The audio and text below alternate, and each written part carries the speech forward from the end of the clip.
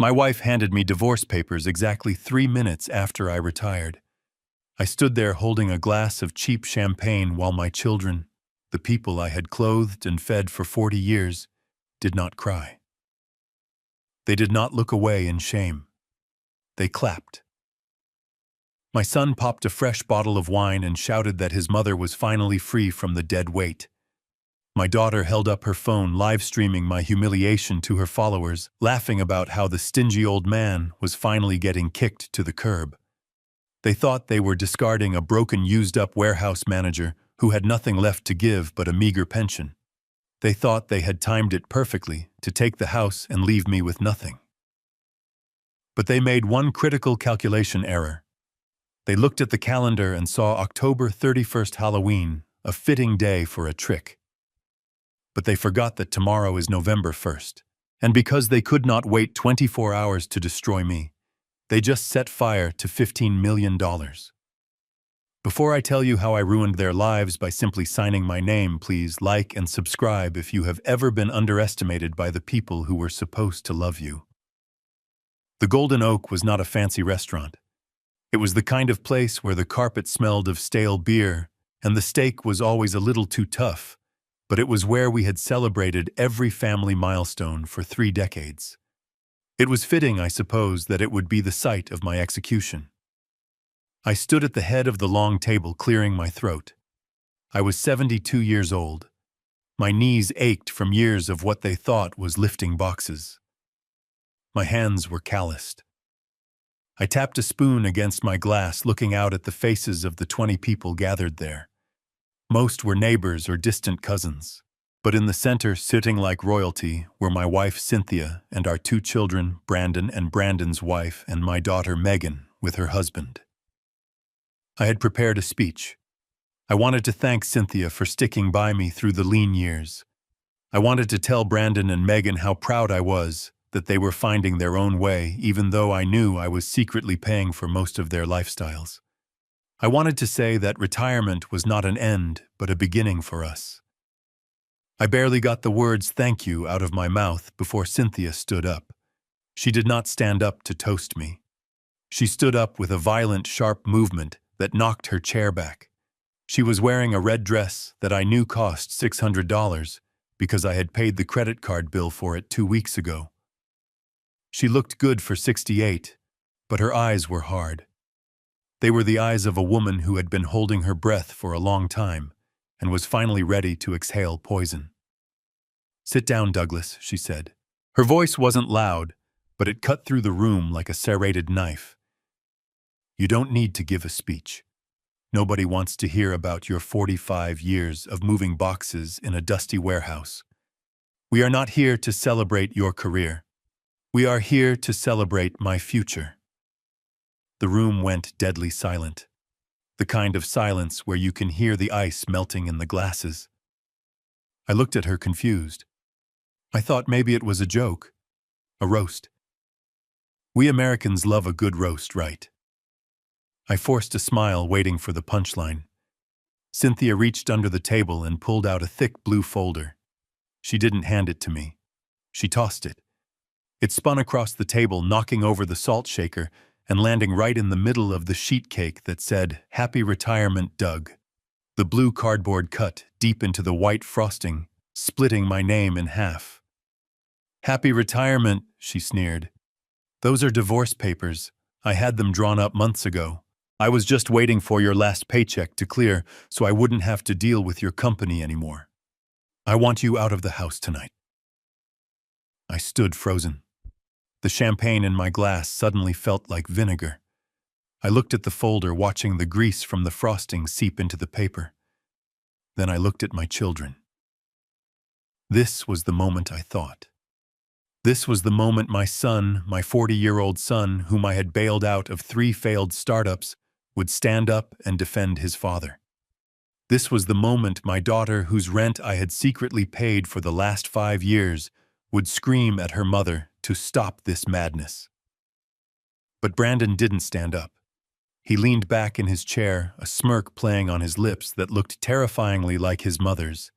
He started to clap, a slow, rhythmic clap. "About time," Mom Brandon shouted. He grabbed the bottle of wine from the center of the table and popped the cork. It made a loud bang that sounded like a gunshot in the quiet room. To Cynthia he yelled, raising the bottle. To freedom. To getting rid of the anchor. I looked at Megan. She was holding her phone up, the camera lens pointed directly at my face. She wasn't horrified. She was broadcasting. "Say something, Dad," she said, her voice dripping with mock pity. "Tell the internet how it feels to be single at 72. Don't worry, Mom gets the house, but I'm sure you can find a nice room in a basement somewhere. Maybe one of your warehouse buddies has a spare couch." The guests were shifting uncomfortably, looking at their plates, but nobody spoke up.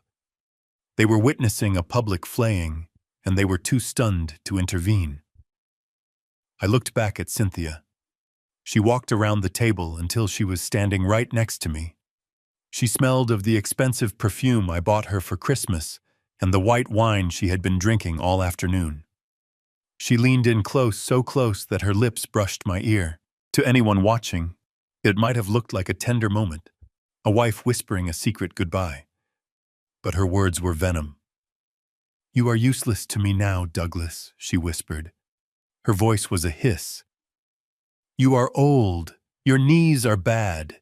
Your pension is pathetic." I did the math. You are going to bring in maybe $2,000 a month. That doesn't even cover my beauty treatments. I want to travel. I want to live. And I can't do that dragging a dead weight like you around. I'm selling the house. The market is high. I'm taking that money and I'm going to Europe with my friends. You can take your little pension and rot in a state facility for all I care. Just sign the papers, Doug. Don't make this harder than it has to be. You have no fight left in you." She pulled back and looked at me with triumph. She expected me to cry. She expected me to beg. She expected the broken old man who had spent his life apologizing for not being rich enough, for not being exciting enough. She saw a warehouse manager. But she didn't see me. She didn't see the man who had spent the last 20 years working as a shadow consultant for the largest logistics conglomerate in the country.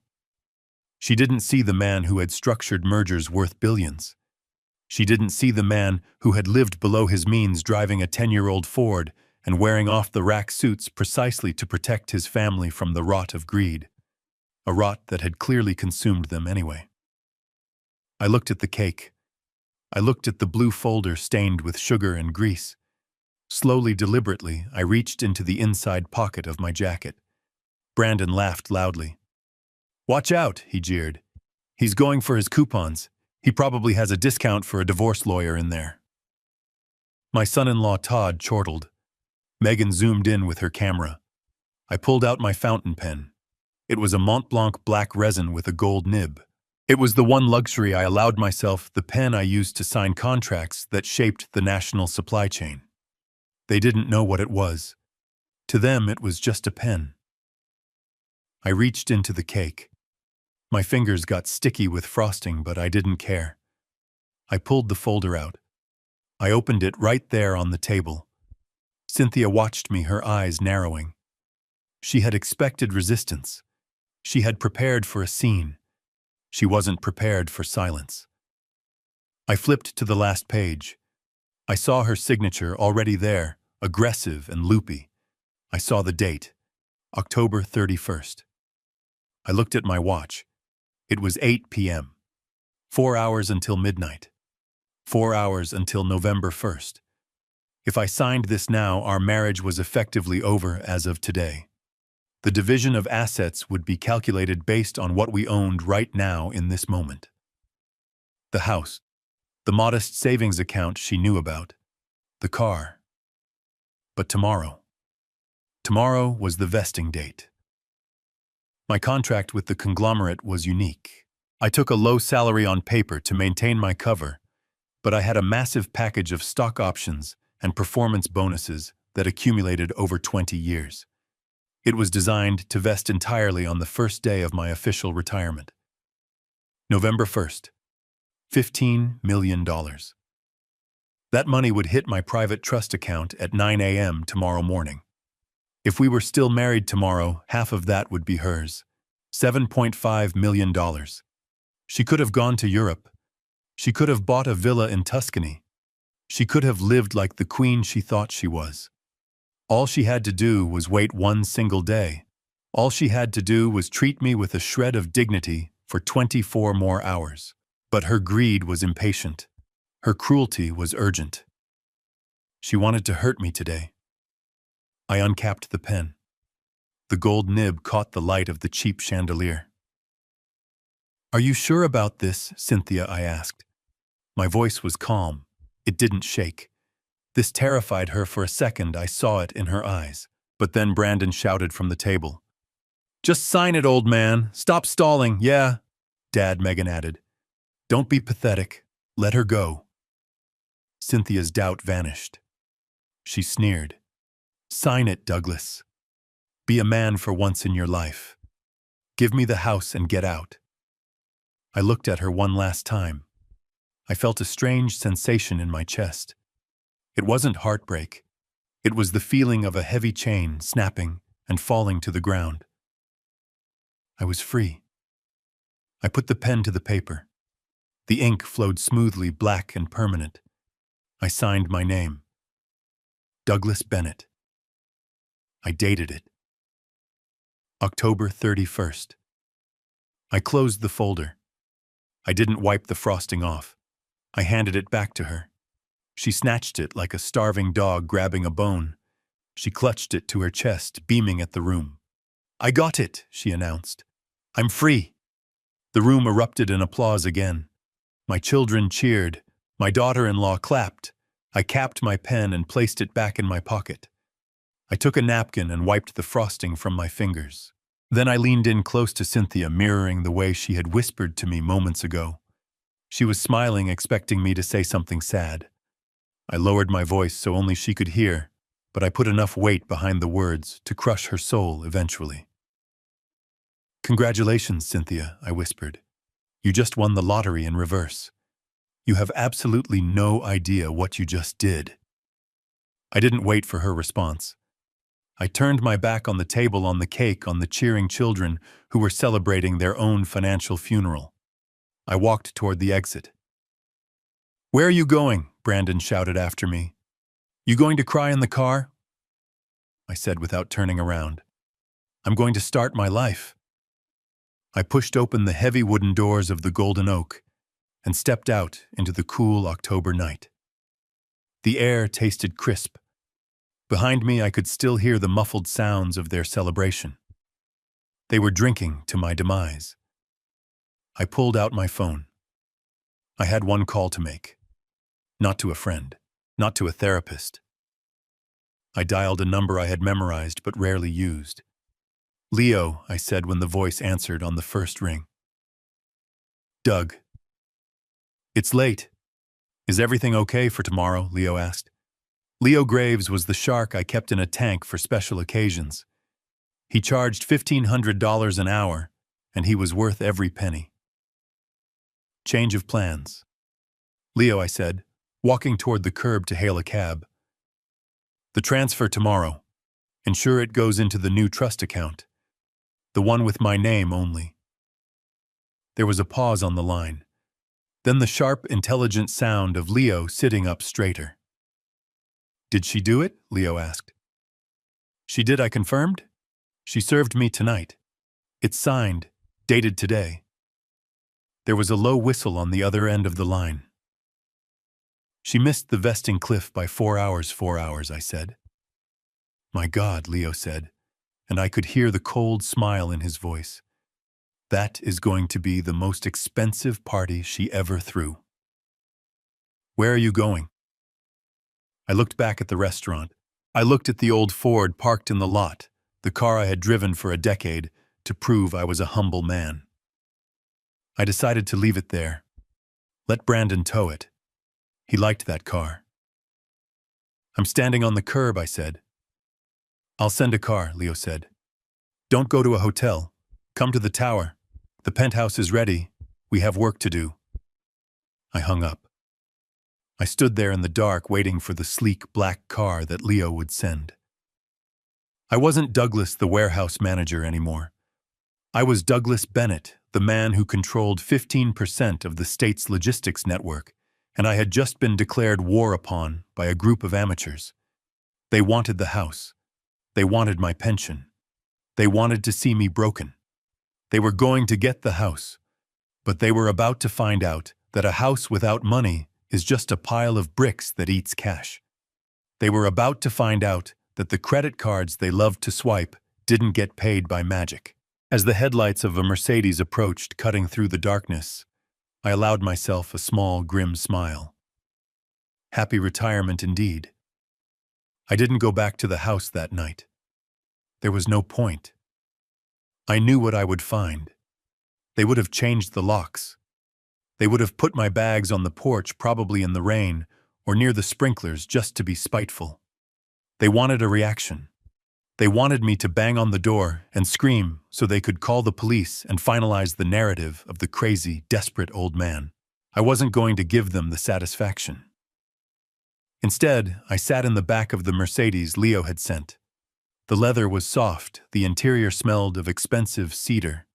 It was a stark contrast to the sticky vinyl of the booth I had just been sitting in.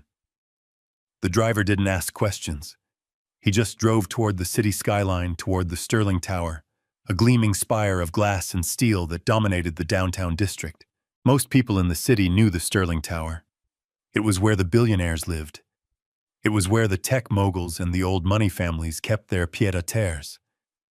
What nobody knew, what even Cynthia didn't know, was that I owned the penthouse. I had bought it 5 years ago through a shell company. It was my escape plan, my investment, my secret sanctuary for the day. I finally stopped playing the role of the humble worker. I had planned to surprise Cynthia with it. I had imagined a day where I would take her up the private elevator, open the doors to the panoramic view, and say, "We made it." Now I was going there alone. And honestly, the air conditioning felt better than her embrace ever had. The car pulled up to the private entrance. The doorman nodded at me. "Good evening, Mr. Bennett. Good to see you again." "Good evening, Carl," I said. I took the elevator to the 40th floor. My ears popped as we ascended. The doors slid open, and I stepped onto white marble floors.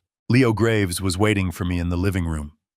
He was a man of 50 sharp features, wearing a suit that cost more than my son's car. He was holding 2 glasses of amber liquid. 30-year-old Scotch, Leo said, handing me one.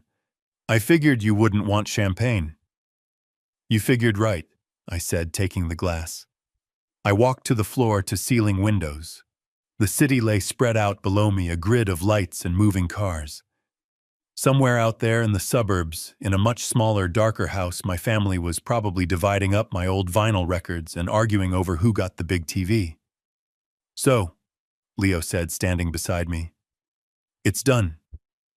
"It's done," I said. "Signed. Witnessed by 20 people. Recorded on video by my daughter." Leo chuckled. "She recorded it. That's admissible evidence. Proves you didn't coerce her. Proves she initiated it. Proves the date and time. She did our job for us." "They clapped, Leo," I said, taking a sip of the scotch. It burned a good clean burn. "My children clapped." Leo didn't offer fake sympathy. That's why I liked him. He dealt in facts. "They clapped because they think they won the jackpot. They think they got the house and got rid of the expense. They don't realize the expense was the only thing keeping them afloat." He walked over to the large mahogany desk in the corner of the room and opened a laptop. "Let's review the situation," Leo said. "Just to be clear, today is October 31st. You are officially separated. The divorce filing will be processed tomorrow morning, but the date of separation is today. That freezes the marital assets." "Correct," I said. "Tomorrow, November 1st, your contract with Global Logistics concludes. The vesting clause triggers. $15 million in stock options and performance bonuses transfer to your account. Since this income is realized post-separation and is contingent on a date that occurs after the marriage ended, it is entirely separate property." "And the house?" I asked. The house is in both your names, Leo said. But you're going to give it to her. That's what she wanted, right? She demanded it, I said. She said she's selling it to travel. Leo smiled, a shark smelling blood. She can't sell it yet. Title transfer takes time, and in the meantime, she has to maintain it. Doug, tell me about the household finances. I sat down in a leather armchair. I managed everything. Cynthia never wanted to look at a bill. She thought it was boring. She thinks the mortgage is paid off. Is it? No, I said. I refinanced it 5 years ago to buy the equity for this apartment. There's still $400,000 on the house. The monthly payment is $3,000. Property taxes are another $800 a month. Utilities in that drafty old place run about $500 in the winter. And her income? She gets a spousal benefit from Social Security, maybe $800. She has no savings. She thinks we have a joint savings account with $200,000 in it. And do you? Leo asked, though he knew the answer. We did, I said. But I used that money to pay off the debts Brandon accrued last year when his crypto investment went south. And I used the rest to pay off Megan's credit cards so she wouldn't get sued. Cynthia doesn't know. She thinks the money is sitting there. Leo tapped on his keyboard. So she has a house with a massive mortgage, no cash, and an income of $800. And tomorrow you disappear. Not just me, I said. I pulled out my phone. I need to kill the autopay. For 10 years, I had been the invisible engine of my family's life. I didn't just pay the mortgage. I paid Brandon's Amex bill every month. It was set to autopay from my private account. He thought he had a magic credit card with no limit. I paid Megan's rent. She told her husband she got a family discount from the landlord. I paid the landlord directly. I paid for Cynthia's life insurance, her car lease, her country club membership. I opened my banking app. Do it, Leo said softly. I scrolled to Brandon's credit card. Cancel autopay. I scrolled to Megan's landlord. Cancel recurring transfer. I scrolled to the house utilities. Power, water, gas, internet. Cancel, cancel, cancel. I scrolled to Cynthia's car lease. Cancel. It took less than 2 minutes. With a few taps of my thumb, I dismantled the artificial reality they lived in. I turned off the lights on their fantasy. It's done, I said, putting the phone down. Now, Leo said, closing the laptop. We wait. The first domino falls in about 30 days. But the panic starts much sooner. I looked out at the city again. I thought about Brandon popping that champagne. I hoped he enjoyed it. It was the last bottle he was going to drink for a very long time. Leo, I said, I want to draft a document. What kind? An eviction notice, I said. For Megan. You want to kick her out? Not me, I said. Her landlord. Once the check doesn't clear on the 1st, which is tomorrow, he's going to be very unhappy.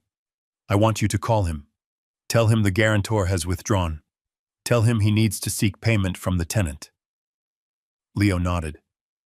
Ruthless. I love it. And Brandon, I continued. His card cycles on the 5th. He usually runs up about $5,000 a month on dinners and business expenses. When that autopay doesn't hit, the bank is going to lock his card within 48 hours. He'll call you, Leo warned. He can't, I said. I'm changing my number tonight. You are my only point of contact. I stood up and walked to the bedroom of the penthouse. It was huge, silent, and empty. It was perfect. I lay down on the bed with sheets that cost more than Cynthia's wardrobe. I thought I would feel guilty. I thought I would feel the tug of fatherhood, the instinct to protect them one last time. But then I remembered the cake. I remembered the blue folder sitting in the frosting. I remembered the sound of their applause. They wanted me gone. They wanted my money, but not me. Well, they got their wish. I was gone. And the money. The money was right here with me in the tower high above the clouds. I closed my eyes and fell into the deepest, most peaceful sleep I had had in 40 years. Tomorrow was November 1st. Tomorrow I became a very, very rich man. And tomorrow their world would begin to burn. I stood on the porch of the house I had paid for since 1985. The cab was idling at the curb, the meter running a ticking clock on my patience. I inserted my key into the deadbolt. It slid in only halfway. It hit a metal blockage. I jiggled it. Nothing. I pulled it out and looked at the lock. It was shiny. New brass. They hadn't just planned the divorce papers. They had a locksmith on standby. While I was at the restaurant being humiliated, someone was here erasing my access. Efficient. Ruthless. I turned around. The automatic sprinklers hissed to life. The timing was impeccable. The jets of water swept across the lawn, soaking the grass. The walkway and the pile of black garbage bags dumped near the rose bushes.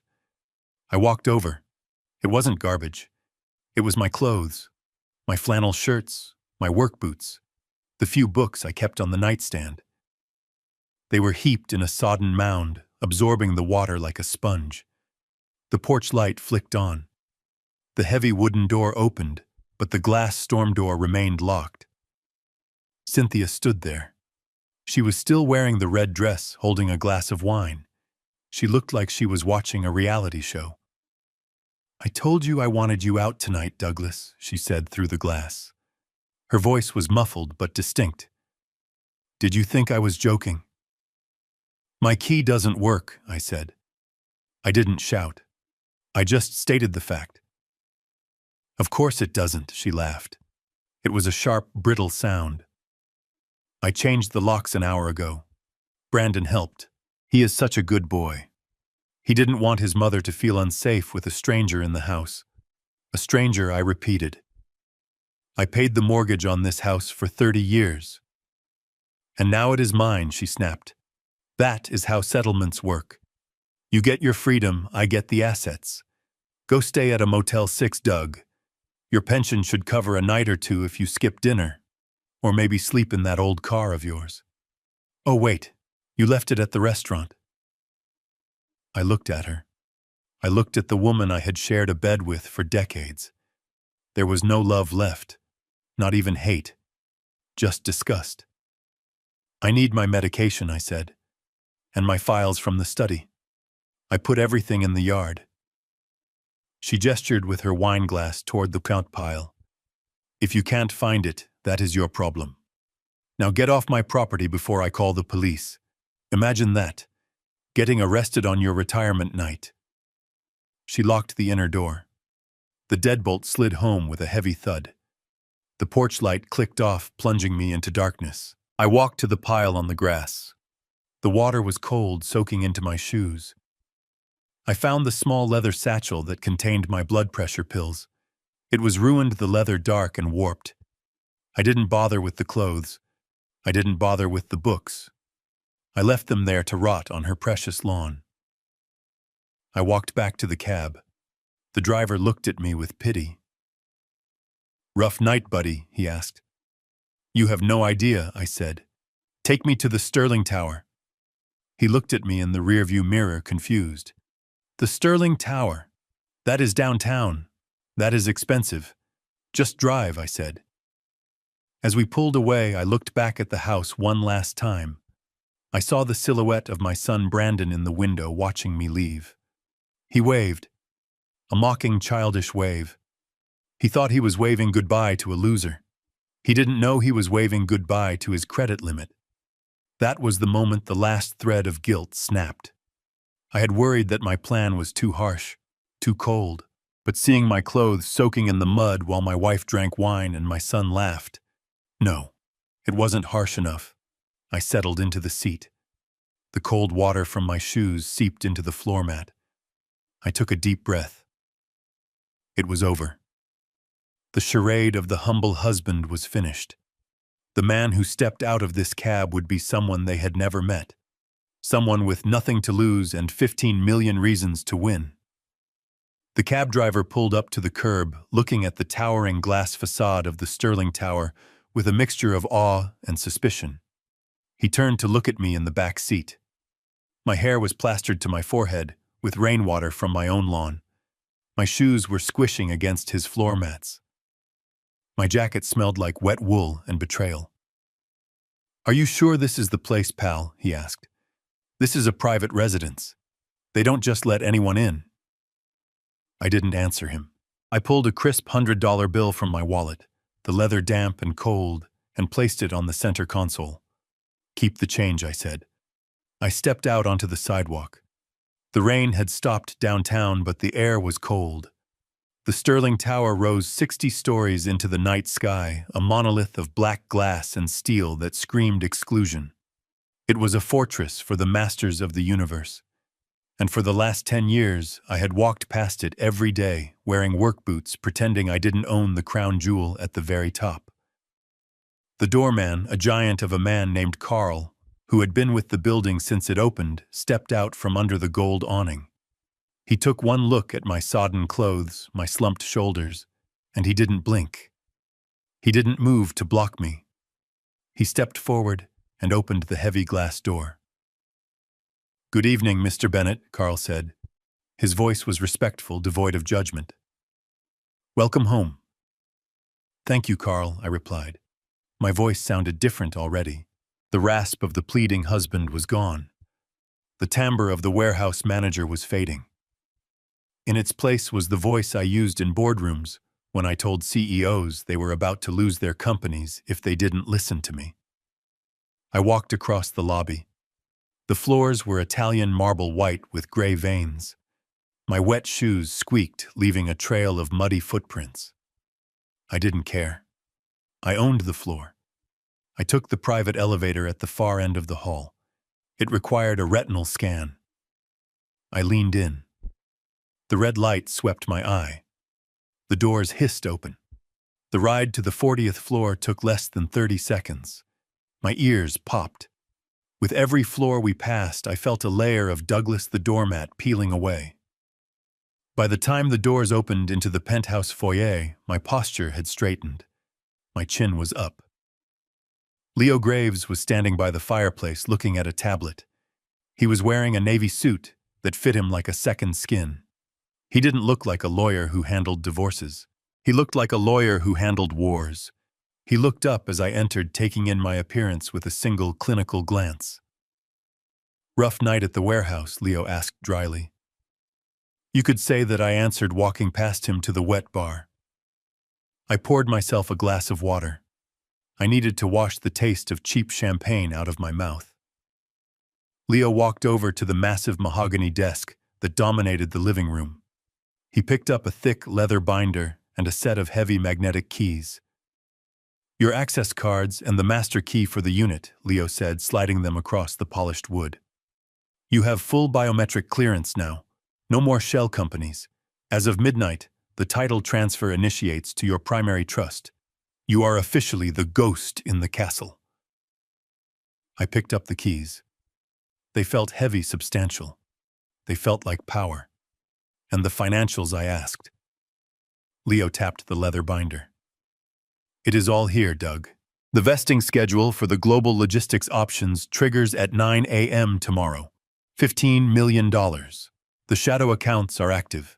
The offshore holdings are secure. And I have taken the liberty of preparing a forensic accounting of your marital assets versus your separate property." I opened the binder. Columns of numbers stared back at me. It was a map of my hidden empire. For years I had looked at these numbers in secret, feeling guilty, feeling like I was holding out on my family. Now looking at them, I felt only relief. This was my armor. This was my sword. "She thinks I have a pension of $2,000 a month," I said, running my finger down the page. Leo chuckled, a low, dangerous sound. "She is going to be very disappointed. According to this, your monthly passive income from the bond yields alone is $40,000, and that is before the stock options hit. Doug, you aren't just rich. You are a whale. And she just cut you loose in the ocean." I looked at my reflection in the dark window. I saw an old man in wet clothes, but behind the eyes the fire was back. I wasn't the man who fixed the leaky faucet to save $50 anymore. I wasn't the man who ate leftovers so his son could have a steak. I stripped off my wet jacket and threw it on the floor. I unbuttoned the flannel shirt Cynthia had bought me for my birthday 5 years ago, the one she said made me look rugged, but really just made me look cheap. I tossed it onto the pile. "I need a suit, Leo," I said. "The walk-in closet is stocked," Leo replied. "Italian wool, silk ties, just like you asked." I walked toward the bedroom, but I stopped at the doorway. "Leo," I said. He looked up from his tablet. "When the transfer hits tomorrow, I want you to send a notification to the bank." "Not my bank." "Theirs." "Which one?" Leo asked. "All of them," I said. "Brandon's credit card, Megan's landlord, the mortgage company. Trigger the freeze. I want them to wake up to a cold reality." Leo smiled. It was the smile of a predator watching the trap snap shut. "Consider it done, Mr. Bennett." I walked into the bedroom and closed the door. I stood in the silence of my multi-million-dollar fortress. I was alone. I was soaked. I was divorced. And I had never felt more powerful in my entire life. The old Doug was dead. He died on that porch in the rain. The man who woke up tomorrow would be the man who owned the city. Leo sat across from me in one of the high-backed leather chairs, the heavy binder of financial documents open on his lap. The city lights below us were a distant galaxy irrelevant to the gravity of what we were discussing in this room. He tapped his finger against a specific paragraph on page 42 of my employment contract, a document I hadn't looked at in 20 years, but had memorized down to the punctuation. "You know, Doug," Leo said, his voice carrying a tone of professional admiration mixed with disbelief. "In my 30 years of practicing law, I have seen bad timing. I have seen guys sell their companies a week before a market crash. I have seen prenups signed on napkins. But this is a masterpiece of accidental self-destruction." I took a sip of the scotch. It was warming me up, chasing away the chill of the rain and the memory of my wife's sneer. "Explain it to me like I am the jury, Leo," I said. "I want to hear it out loud. I need to know it is real." Leo spun the binder around so I could see the clause. It was bolded. "Vesting schedule, executive shadow consultant retention package. Here is the mechanics of it." Leo began tracing the line with his expensive pen. "When Global Logistics hired you 20 years ago, they didn't hire you to manage a warehouse. That was the cover. They hired you because you were the only man in the country who understood how to optimize their transcontinental shipping routes without triggering antitrust violations. You were their architect, their ghost." I nodded. It was true. For 2 decades, I put on my work boots and my flannel shirts and drove to the warehouse. My family thought I was checking inventory sheets and yelling at forklift drivers. In reality, I walked into a soundproof glass office in the back, logged onto a secure server, and moved billions of dollars of freight across the globe. I solved bottlenecks in the Suez Canal before breakfast. I renegotiated fuel contracts while eating a ham sandwich. I was a shadow consultant. The company paid me a warehouse manager's salary on the books to keep my identity off the corporate radar, protecting me from headhunters and corporate espionage. But the real compensation was deferred. "The golden handcuffs," Leo said. "That is what they call this. To keep you from leaving to a competitor, they structured your compensation as a massive one-time vesting event. 20 years of performance bonuses, stock options, and profit sharing, all accumulating in an escrow account, untouchable, invisible, until the date of your official retirement."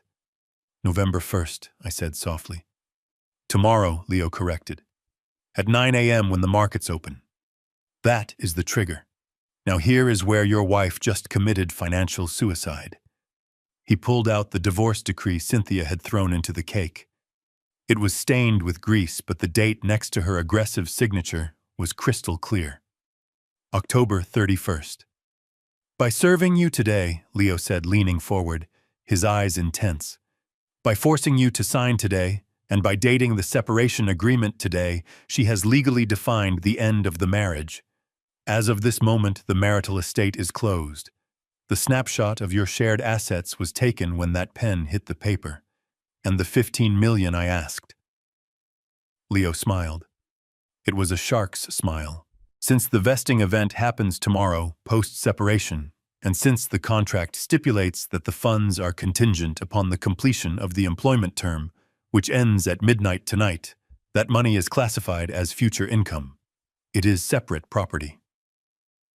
If she had waited 24 hours, Doug, just one day, that 15 million would have hit the account while you were still married. It would have been community property.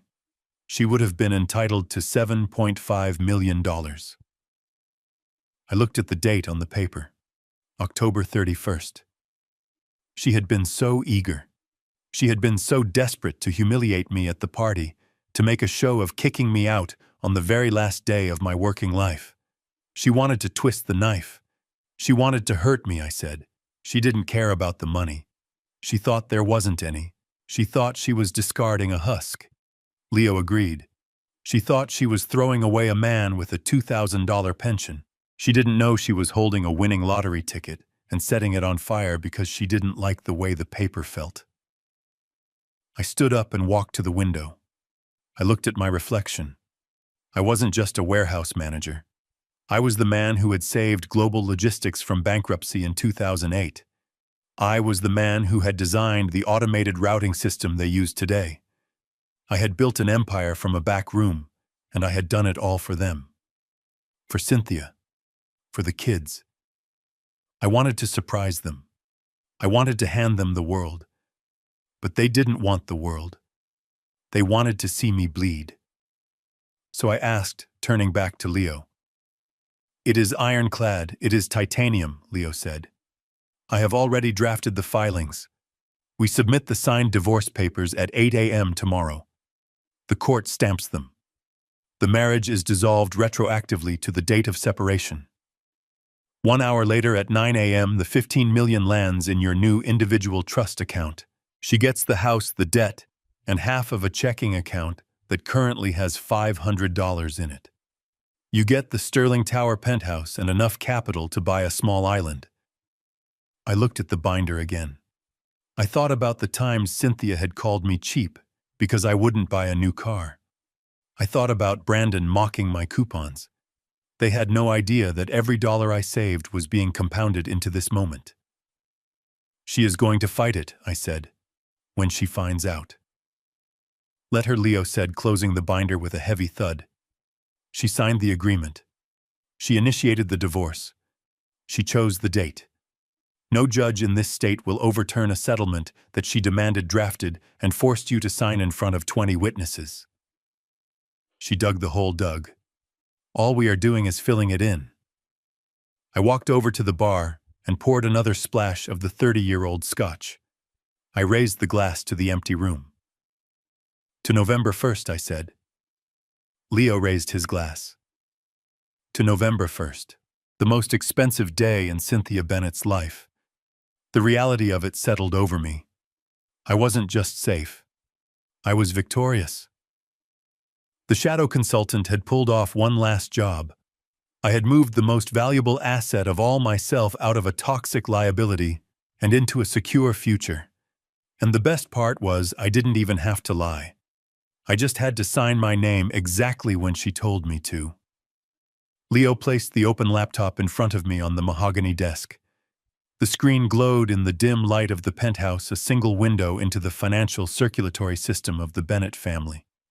For a decade, I had been the heart-pumping blood into their lives, keeping them warm, keeping them fed, keeping them delusional. Now it was time to stop the beat.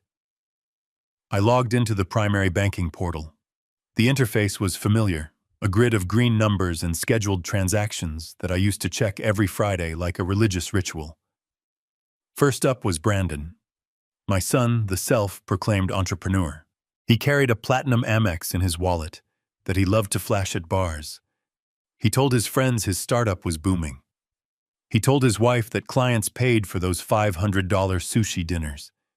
He didn't know that the card was a supplementary line on my account. I looked at the pending transaction for next week. A lease payment on a BMW he couldn't afford. I clicked the tab marked Authorized Users. I found Brandon's name. I hovered over the suspend button. I thought about him popping that champagne bottle. I thought about his laugh. I clicked. The status changed from active to suspended. The next time he tried to buy a round of drinks to impress a stranger, the machine would decline him.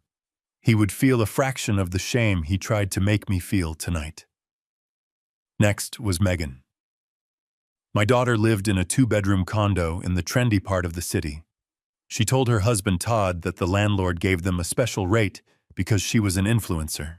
The truth was the rent was $4,000 a month. She paid $2,000. I paid the other $2,000 via a direct ACH transfer that went out on the 1st of every month. Tomorrow was the 1st. I opened the Recurring Transfers tab. I selected the payment to Highland Properties. Delete, confirm. When the landlord checked his ledger tomorrow morning, he would see a $2,000 hole. And Megan was about to learn that influence doesn't pay the rent. Then there was Cynthia. Her lifestyle was a house of cards built on my silence. I scrolled down to the insurance premiums. There was a massive whole life policy on me with her as the sole beneficiary. She had insisted on it years ago, claiming she needed security. I had been paying $600 a month to ensure she got rich if I died. I canceled the auto draft. Let the policy lapse. If she wanted to bet on my death, she could pay the premiums herself. Finally, the crown jewel of her ego, the Oakwood Country Club. Cynthia wasn't just a member. She was on the social committee.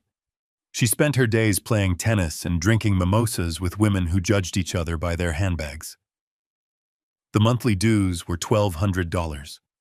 I had set it up to draft from my personal checking account to spare her the hassle.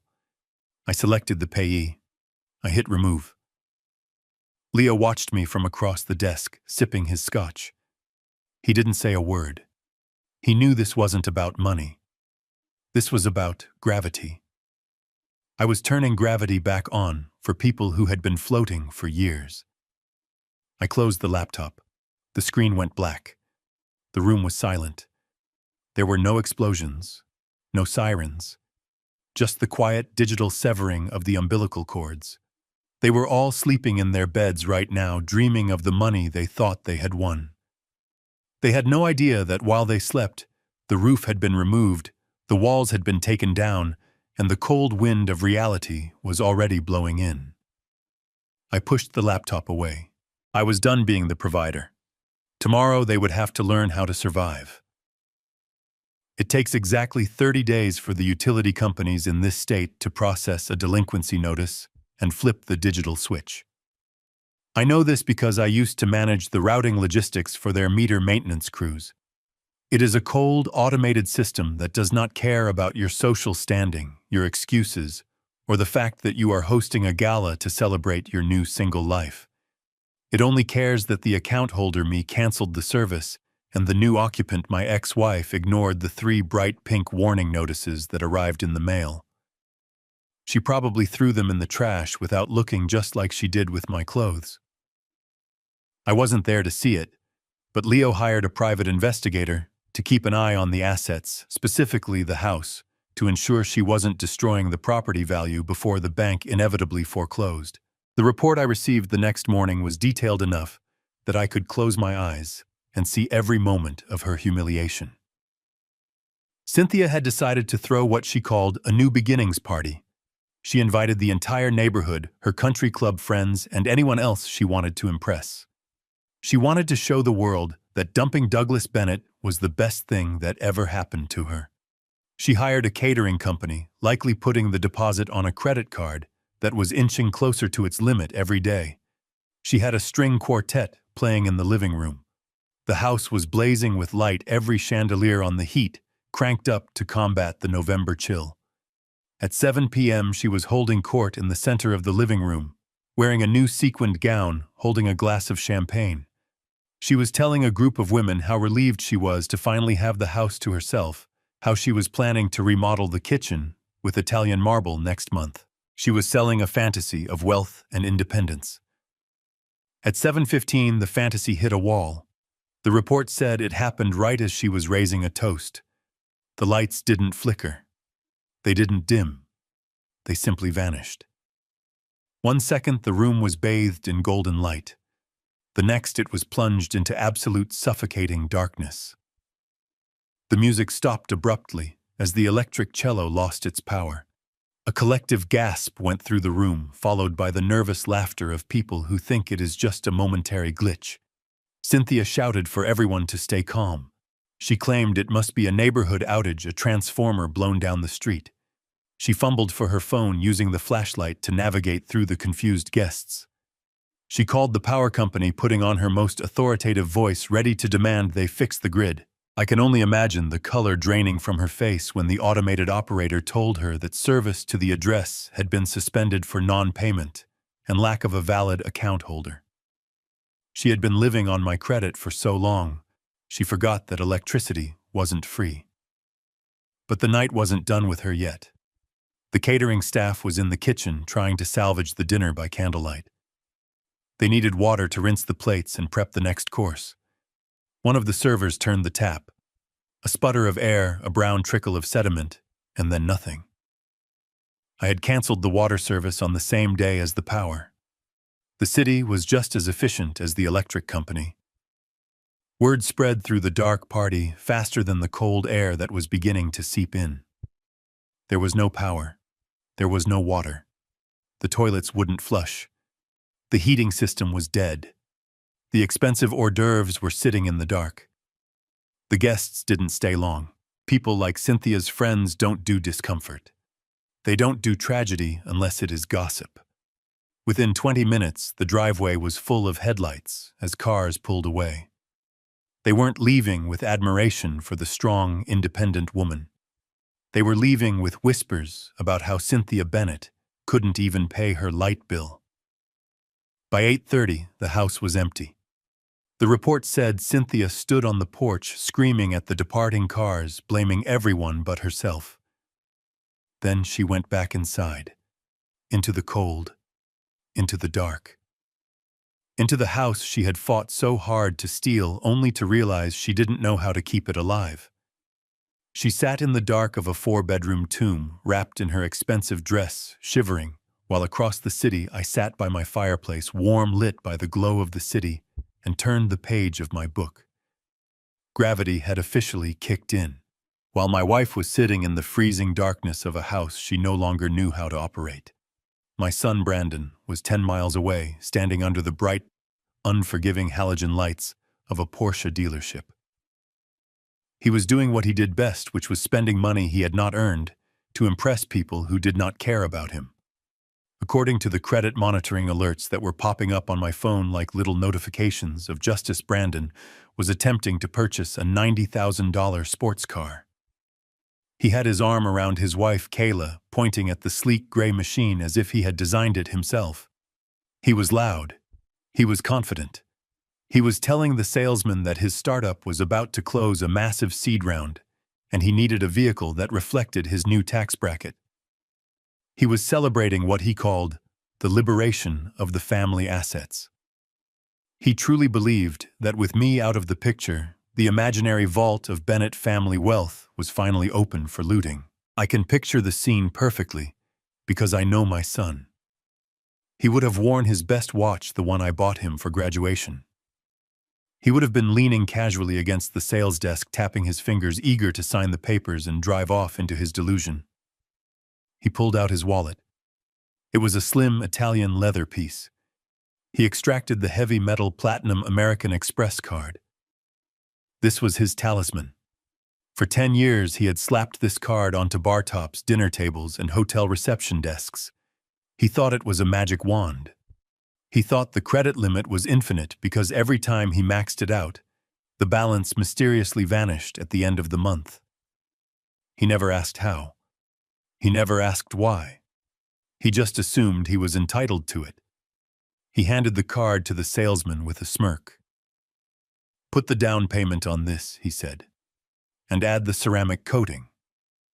I don't want to worry about scratches. The salesman, a man who worked on commission and could smell new money from the parking lot, smiled and took the card. He inserted it into the chip reader. Brandon turned to Kayla and kissed her on the forehead, whispering about how good she was going to look in the passenger seat. They were already planning the Instagram post. Then came the beep. It wasn't the happy chime of approval. It was the sharp, flat buzz of rejection. The salesman frowned. He looked at the screen. He pulled the card out and wiped the chip on his sleeve, thinking it was just a smudge of dust. He tried again. The buzz was louder this time. The silence that followed was heavy. Is there a problem? Brandon asked, his voice tightening just a fraction. The card is declined, Mr. Bennett, the salesman said. It says, do not honor. Brandon laughed. It was a nervous, high-pitched sound. That is impossible. I just paid it off last week. Or rather, he thought the invisible fairies had paid it off. Try it again. It is probably a fraud alert because of the amount. I travel a lot. The salesman tried a third time.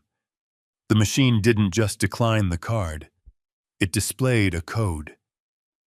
The salesman looked at the screen, then at Brandon, his eyes losing their warmth. It says the card has been reported lost or stolen and the account is closed, the salesman said. He placed the card on the counter. He didn't hand it back. He slid it away from Brandon, creating distance. Brandon's face went red. He grabbed his phone. He didn't call me. He wouldn't give me the satisfaction. He called the number on the back of the card. He put it on speakerphone, arrogant to the end, wanting the salesman to hear the bank apologize for their mistake. He wanted to prove he was the victim of a glitch. The automated system asked for his security code. He punched it in. Then he got a human. A customer service representative named Sarah or Jennifer or Mike, it didn't matter. They were the messenger of doom. This is Brandon Bennett, he shouted into the phone. My card is being declined. You need to lift the hold immediately. I am buying a car. There was a typing sound on the other end. Then the voice came back calm and professional. I see the account here, sir.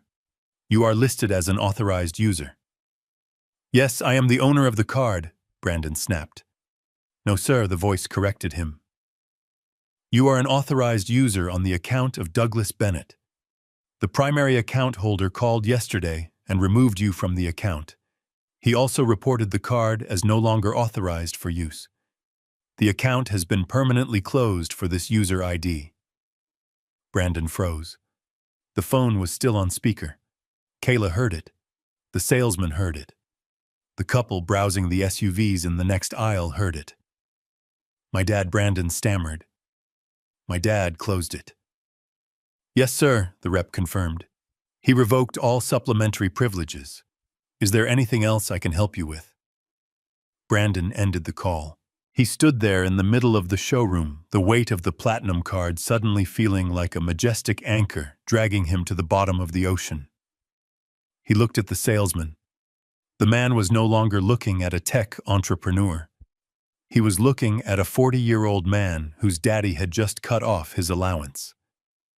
Do you have another form of payment? The salesman asked, his voice cold. Brandon patted his pockets. He had a debit card, but there was maybe $400 in that account. He had a wallet full of receipts and business cards for a company that made no money. He had nothing. Kayla stepped away from him. It was a small step, but it was significant. She looked at the Porsche, then at Brandon, and the realization washed over her face. The dinners, the trips, the clothes. It wasn't Brandon. It had never been Brandon. It was me. We have to go, Brandon whispered. The salesman picked up the keys to the Porsche from the desk. He dropped them into his drawer and locked it. The sound of that lock clicking shut was the sound of Brandon's ego shattering. They walked out of the showroom. They didn't stride. They shuffled. They got into Brandon's 3-year-old BMW, the one he was going to trade and the one that also had a lease payment due in 5 days that I was no longer paying. They drove away in silence.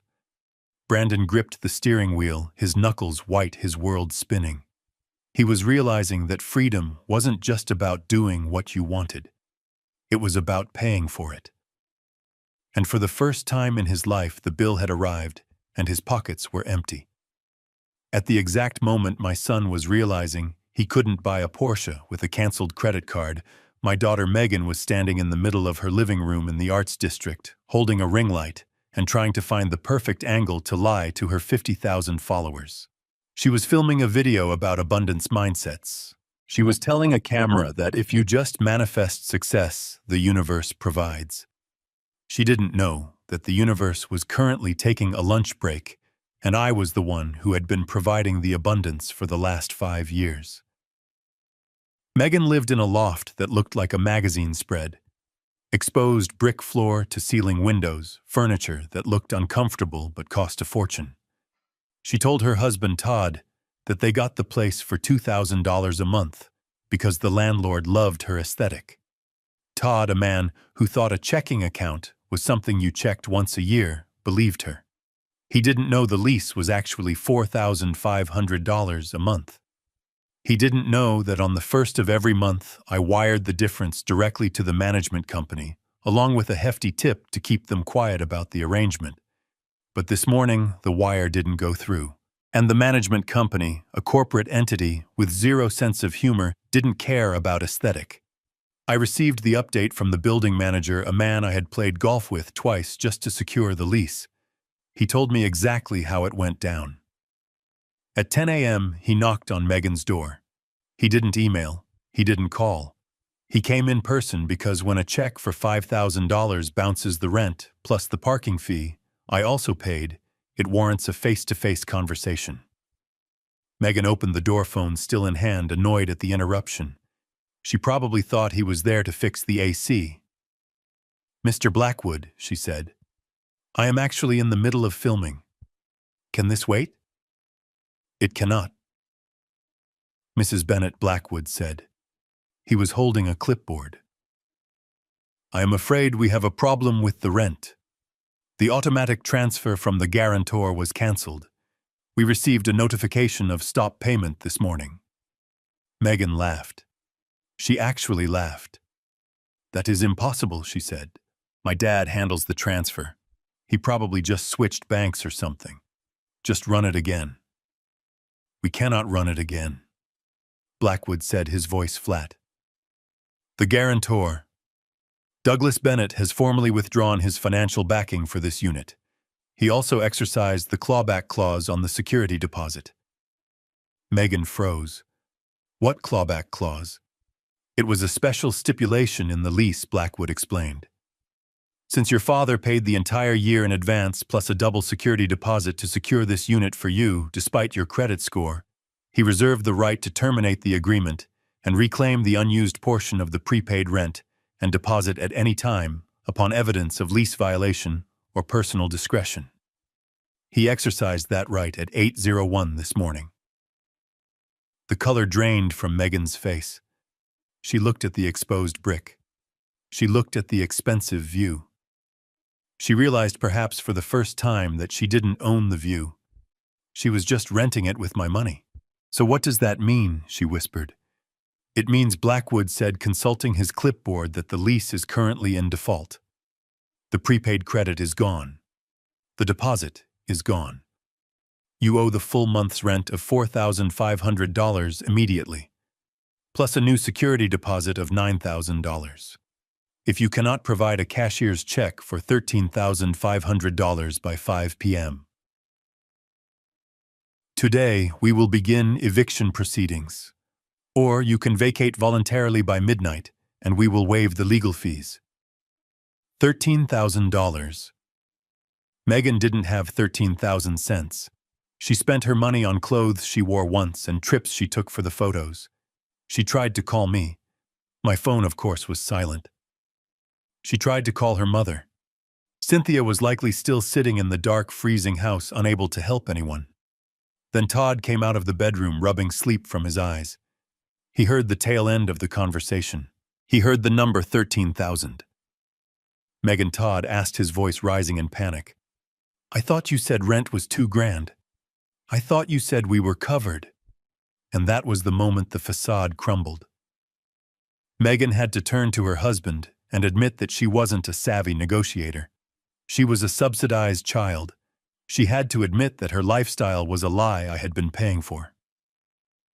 They spent the rest of the day in a frantic, humiliating scramble. They couldn't raise the money. Nobody lends 13 grand to an influencer with bad credit and a husband who works part-time as a DJ. By 6 p.m. they were packing. Not carefully, desperately. They were throwing their curated life into garbage bags. They were dragging expensive sofas across the hardwood floor, scratching it, guaranteeing they would be billed later. They were hauling their lives down to the service elevator, sweating, arguing, screaming at each other. Megan was crying, mascara running down her face, ruining her aesthetic. She was realizing that without the filter of my money, her life was just a chaotic, expensive mess. She was moving out of a palace and onto a friend's couch, all because she had clapped when I signed a piece of paper. As I sat in my penthouse sipping my coffee, I couldn't help but think it was the best content she had never filmed.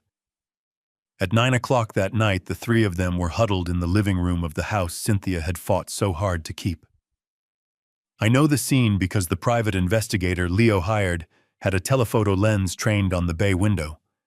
He texted me the update. They were sitting around a single battery-operated camping lantern that I had bought for hurricane emergencies 5 years ago. They were wearing their coats inside.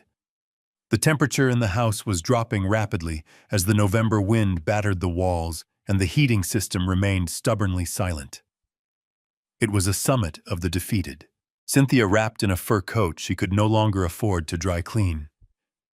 Brandon, likely still in shock from the dealership, tapping furiously on a phone that was using data because I had cut the Wi-Fi.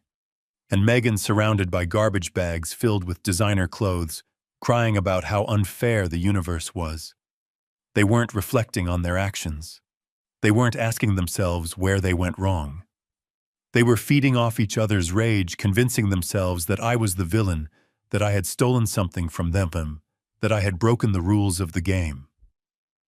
I, on the other hand, was currently experiencing a deep tissue massage in the private thermal suite of the Sterling Tower Spa. The room was dimly lit, smelling of eucalyptus and lavender. The only sound was the gentle bubbling of the hydrotherapy pool and the soft instrumental music designed to lower blood pressure. Leo was sitting in a lounger nearby, enjoying a glass of mineral water and reviewing the latest stock ticker on his tablet. My phone sitting on the small teak table next to me began to buzz. It vibrated aggressively against the wood. The caller ID said, "Wife." I hadn't changed the contact name yet. It seemed fitting. She was the wife who divorced me, calling the husband she thought she had discarded. I picked up the phone. I didn't hold it to my ear. I put it on speaker and set it back down on the table. I didn't say a word. I just let the line open. Douglas Cynthia's voice exploded into the serene spa atmosphere. It was a shriek, high and jagged. "Are you insane? Do you have any idea what is happening here? It is freezing. The water is off. The toilets won't flush." "You cut us off," Brandon roared from the background. I heard the desperation in his voice. "My card is dead. They took the car back. You can't do this. You can't just steal my credit limit." Dad, Megan was sobbing. It was a wet, ugly sound. "I am homeless. My landlord kicked me out. He said you stole the deposit. How could you do this to your own daughter?" They were all shouting over each other, a cacophony of entitlement. They demanded. They threatened. Cynthia swore she would call the police. Brandon threatened to come find me and beat the money out of me. They sounded like wild animals trapped in a cage they had built themselves. I listened. I looked at the steam rising from the pool. I looked at Leo, who just raised an eyebrow and took a sip of his water. I let them vent. I let them exhaust their lungs. I let them pour all their fear and anger into the phone, knowing that none of it could touch me. I was insulated by $15 million and 40 stories of steel. Finally, they ran out of breath. The shouting died down to panting and sniffing. "Are you going to fix this?" Cynthia demanded, her voice trembling with rage. "Transfer the money back right now, Douglas. Turn the lights back on. Or so help me God." I leaned forward. I spoke into the phone, my voice low, calm, and completely devoid of the apology they were waiting for. "You wanted me gone, Cynthia," I said. "You wanted the assets. You wanted independence. You stood up in front of everyone we know and said I was a dead weight." "But you ruined us," she screamed. "No," I corrected her gently. "I just stopped carrying you." There was a stunned silence on the other end. They didn't know how to process a Douglas Bennett who didn't apologize. "But we can't live like this," Megan wailed. "It is dark, it is cold." I reached for the button to end the call. I thought about the years I spent working late, the years I spent worrying about their bills while they laughed at my cheap shoes. I thought about the applause at the restaurant. "Welcome to the real world," I said. I tapped the red icon. The connection severed. Their chaos vanished, instantly replaced by the soothing sound of the water. I lay back on the massage table and closed my eyes. The silence was expensive, and I had paid for it in full. The report Leo handed me 2 days later contained a photograph that was almost tragic enough to be art. It showed my wife, my son, and my daughter standing in the parking lot of a strip mall on the edge of town. They were huddled together against the November wind, looking at a storefront with a neon sign that buzzed with a dying flicker. The sign said, "Law Offices of Saul Miller." Next door was a vape shop. On the other side was a payday loan center.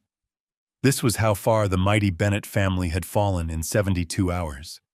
They had gone from the country club to the discount legal bin. They were there because they had convinced themselves of a lie. In their minds, I wasn't a strategic genius who had legally outmaneuvered them. I was a petty thief.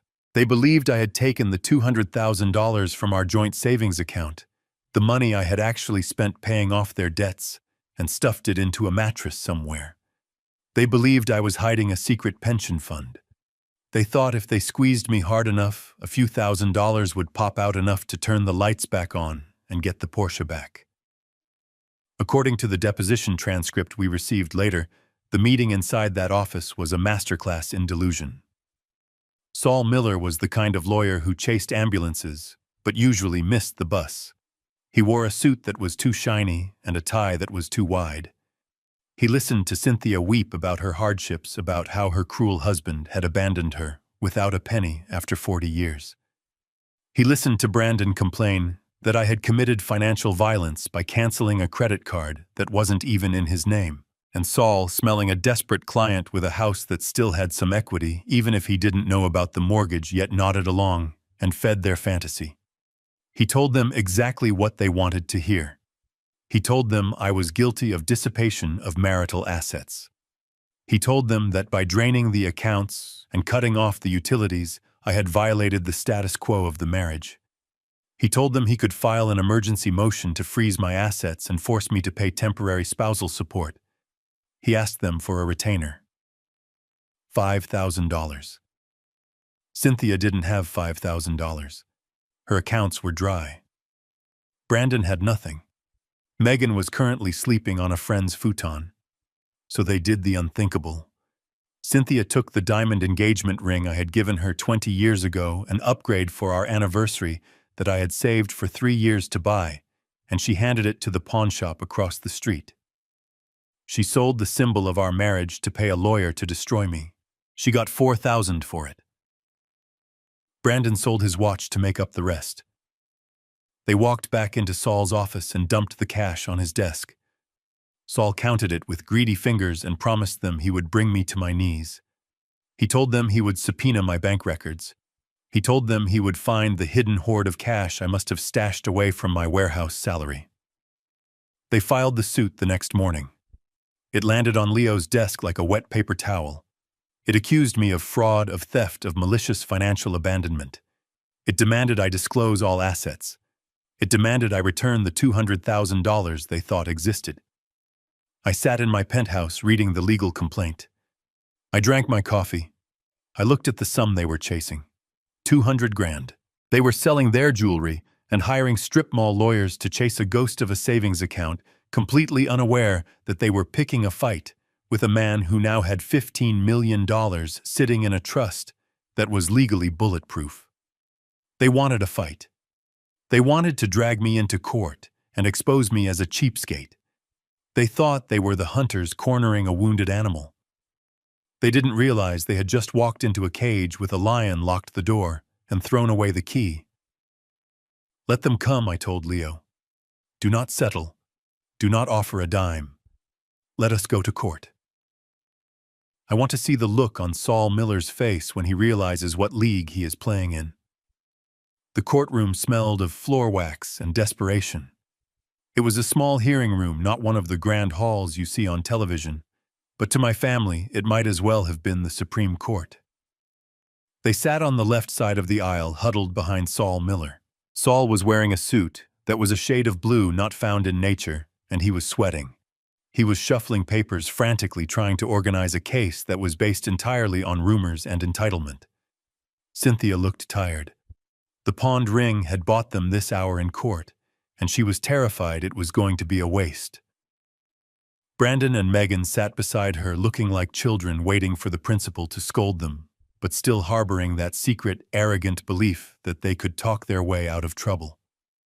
I sat on the right. Leo Graves sat next to me. He didn't have a pile of papers. He had a single slim leather portfolio and a tablet. He sat perfectly still, his hands folded on the table. He looked like a statue carved out of confidence. The contrast was painful. It was a pit bull barking at a glacier. The judge, a woman named Honorable Judge Vance, who looked like she had heard every lie ever told in a divorce court, peered over her glasses. "Mr. Miller," she said, her voice dry. "You filed an emergency motion alleging concealment of marital assets. You have the floor." Saul stood up. He buttoned his jacket, realized he missed a button, and quickly unbuttoned it. "Your Honor," he began, his voice booming too loud for the small room. "My client, Mrs. Bennett, has been left destitute after 40 years of marriage. Her husband, Mr. Bennett, has maliciously drained their joint accounts, cut off essential utilities in the marital home, and we have reason to believe, substantial reason, Your Honor, that he has hidden a cash reserve of approximately $200,000. This money vanished from their savings account over the last 5 years. We demand an immediate forensic accounting and a temporary support order to restore power to my client's home." Cynthia dabbed at her eyes with a tissue. It was a good performance. Brandon nodded vigorously, glaring at me. Judge Vance turned to Leo. "Mr. Graves, your response." Leo stood up. He didn't boom.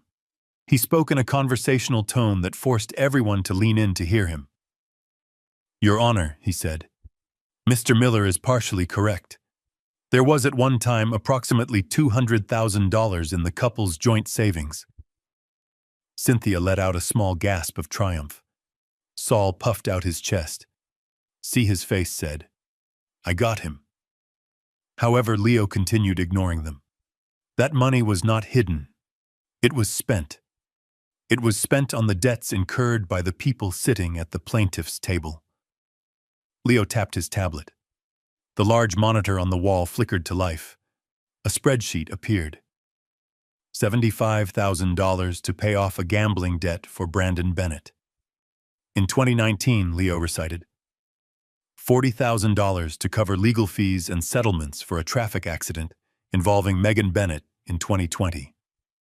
$50,000 for unauthorized credit card overages on Mrs. Bennett's personal shopping accounts. The rest was consumed by mortgage interest and tax penalties incurred due to late filings by the plaintiff. The money isn't in a mattress, Your Honor.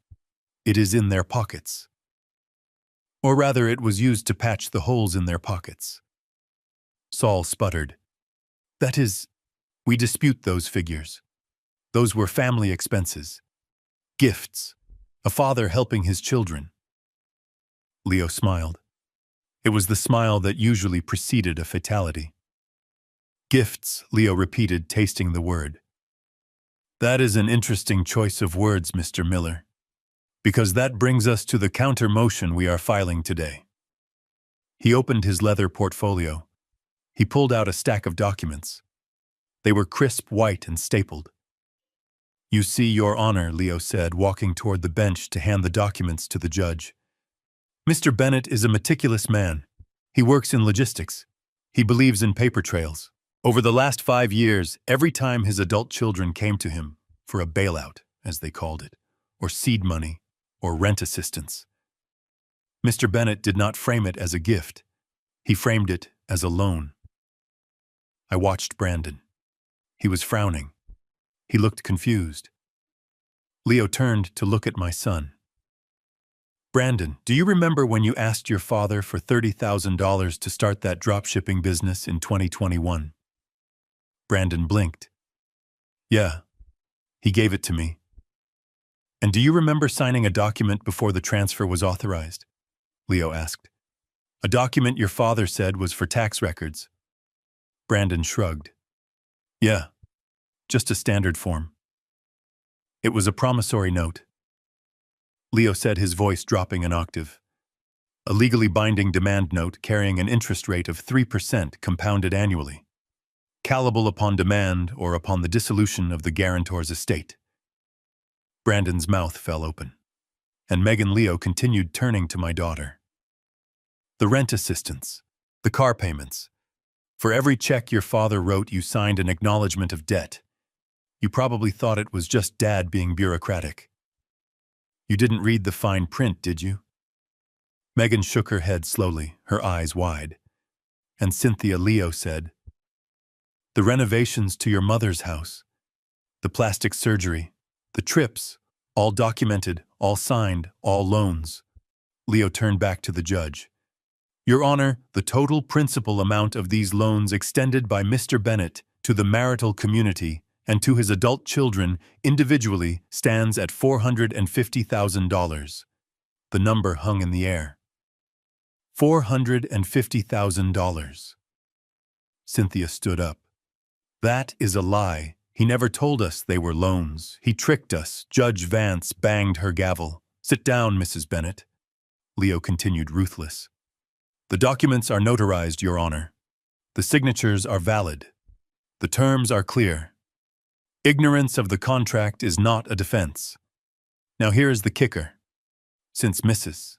Bennett has filed for divorce, she has triggered the acceleration clause in these notes. The debts are now due in full.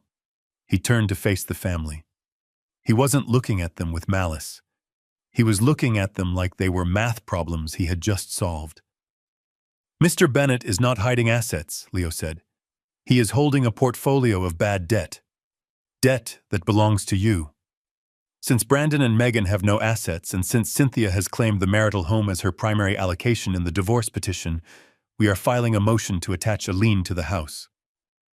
The house, Cynthia whispered. Her face was gray. Yes, Leo said.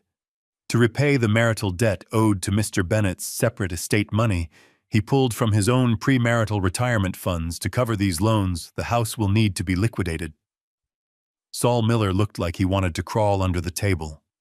He hadn't bothered to ask his clients if they had signed anything. He had assumed I was a pushover. He didn't know I had spent 20 years reading the fine print of billion-dollar contracts. Judge Vance looked at the documents. She looked at the signatures. She looked at Saul. Mr. Miller, do you have any evidence to contest the validity of these promissory notes? Did your client sign them under duress? Saul stammered. I wasn't aware. My client said, they said it was a gift Leo finished for him, but the paper says it was a loan, and in a court of law, paper wins. The judge looked at Cynthia. Mrs. Bennett, it appears you are asking for $200,000 while owing $450,000. The math does not work in your favor. I looked at my family. They were paralyzed. The house, the one thing Cynthia had managed to claw away from me, the trophy of her victory, was now effectively mortgaged to the hilt, and I was the bank. I wasn't just kicking them out. I was foreclosing on their arrogance. Leo sat down next to me. He closed his portfolio. "That went well," he whispered. I looked at Brandon. He had his head in his hands. Megan was crying silently. Cynthia was staring at me, her eyes filled with a horror that went beyond money. She was realizing that she had lived with a stranger for 40 years. She had lived with a man who kept score, and she hadn't even known the game had started. I didn't smile. I didn't gloat. I just watched them. This was the cost of the applause. This was the price of the cake. They wanted to clap for my exit, fine, but they should have checked the price of the ticket first. Judge Vance took off her glasses and rubbed the bridge of her nose. The gesture was small, but in that silent courtroom it felt like a thunderclap. She looked at the stack of promissory notes Leo had placed on her bench. She looked at the frantic, sweating figure of Saul Miller, and then she looked at Cynthia. Mrs. Bennett, the judge, began, her voice devoid of the sympathy Cynthia was desperately trying to elicit. "The court finds the evidence presented by Mr. Graves to be irrefutable. These are not informal family arrangements. These are notarized financial instruments. You signed them. Your children signed them. You accepted the money and you accepted the terms." Cynthia stood up, her hands trembling on the table. "But, Your Honor," she stammered, her voice rising in pitch. "The house. He gave me the house in the settlement. It is mine. You can't take it away because of some papers he tricked us into signing." "I did not trick you," I said. I spoke softly, but the room heard me. "I just asked you to read before you signed. You never had time for reading, Cynthia." Judge Vance silenced me with a look, then turned back to my wife. "The settlement agreement grants you the equity in the marital home, yes. However, it does not absolve you of marital debts, nor does it void private contracts between you and Mr. Bennett's separate estate. The math is simple, Mrs. Bennett. You owe the estate of Douglas Bennett $450,000. This debt is immediately due." Saul Miller tried to intervene, his voice weak. "Your Honor, my client has no liquidity. She cannot pay a lump sum of that magnitude. We request a payment plan, perhaps $500 a month." Leo laughed. It was a short, sharp bark. "At that rate, Your Honor, the debt would be paid off in 75 years. Mr. Bennett is 72. That is not an acceptable remedy. We move for immediate attachment of assets." The judge nodded. She picked up her gavel. The sound of wood hitting wood had never sounded so sweet. "Motion granted," she ruled. "Since the plaintiff has no cash reserves and no other significant assets, the court orders the immediate liquidation of the property located at 42 Oak Street to satisfy the judgment." "No," Cynthia screamed. The word ripped out of her throat, raw and ugly. It wasn't a cry of sorrow. It was the shriek of a child having a toy snatched away. "No, you can't. That is my house. I won it. I kicked him out. It is mine. The house will be placed in the hands of a court-appointed trustee." Judge Vance continued, ignoring the outburst. "It will be listed for sale at fair market value within 7 days. The proceeds will first satisfy the existing mortgage, then the judgment debt owed to Mr. Bennett. Any remaining funds, if they exist, will be dispersed to Mrs. Bennett." If they exist. I did the math in my head as Cynthia collapsed into her chair, sobbing into her hands. The house was worth maybe $800,000 in this market. The mortgage was $400. The debt to me was $450. After realtor fees and closing costs, Cynthia wasn't just walking away with nothing. She was walking away owing money.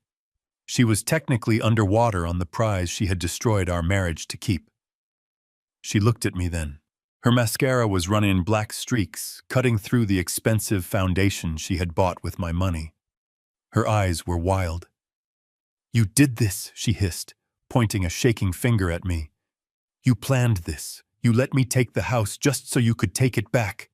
You are a monster. I stood up. I buttoned my Italian suit jacket. I picked up my phone. I didn't plan for you to borrow money you couldn't pay back, Cynthia, I said.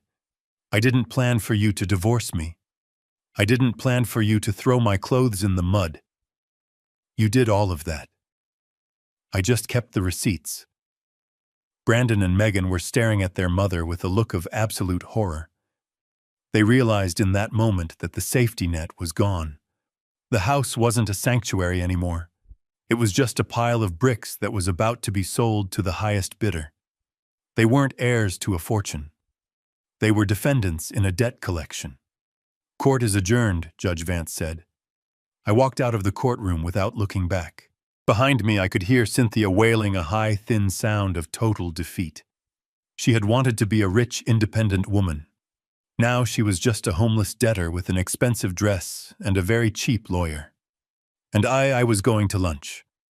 The ride back from the courthouse was silent for exactly 3 minutes.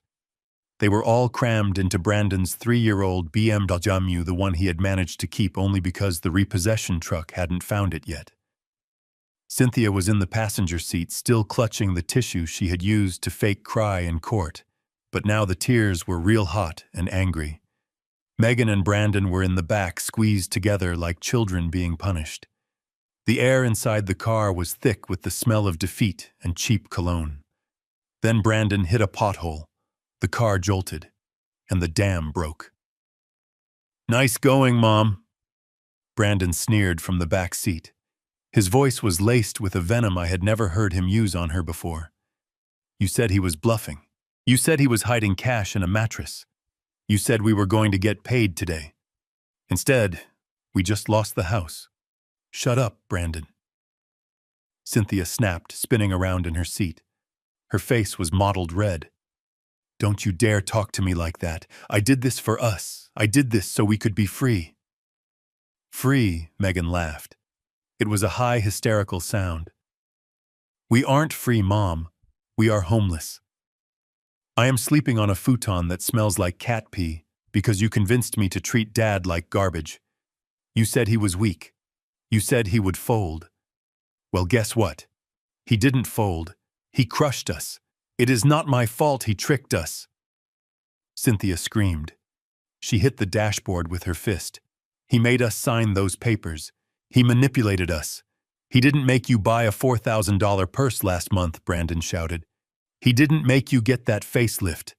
That is why we are in debt, Mom. Because you spend money like you are royalty. And now Dad wants it back. $450,000. Do you have that in your purse?" "I spent that money on this family," Cynthia yelled back. "I made this house a home. I gave you everything. And what did you do, Brandon? You gambled away 30 grand on a drop shipping scam. Don't think I don't know. Dad told me. He paid it off so you wouldn't go to jail. And you," Megan Cynthia continued, turning her rage on her daughter. "You and your influencer career. Dad paid your rent for 5 years. 5 years.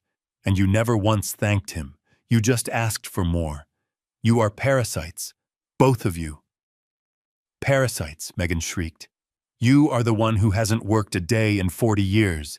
You are the one who needed a country club membership while Dad drove a 10-year-old Ford. You are the reason we are here. You poisoned us against him." The car swerved as Brandon lost focus, screaming at his mother in the rearview mirror. "Pull over," Cynthia ordered. "Get out. I don't want to hear another word." "It is my car," Brandon yelled.